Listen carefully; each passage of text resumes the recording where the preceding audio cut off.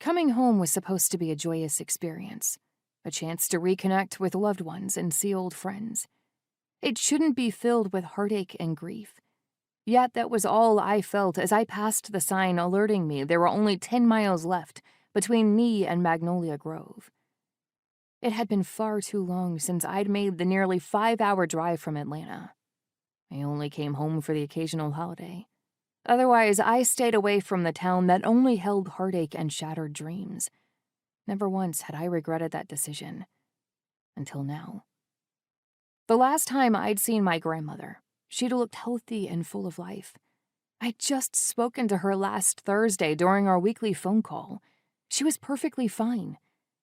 By Friday morning, she was gone. A stroke, the doctor said.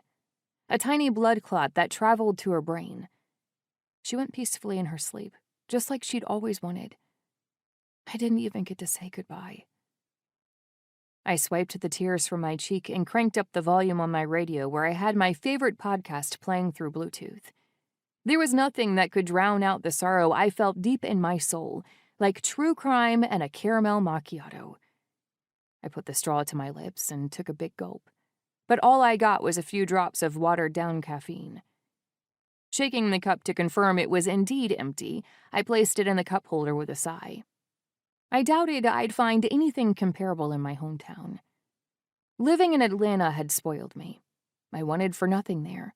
It was one of the many perks of living in the city, but not the main reason I'd moved there. I had to get away from Magnolia Grove after the accident. Everyone had blamed me. They'd said I stole Lyle's future.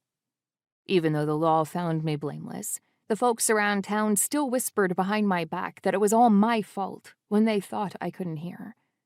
I was condemned in the court of public opinion, and there was no changing their minds. Little did they know, Lyle was the one who had caused that horrible crash, but his family made certain that all the guilt was laid upon my shoulders.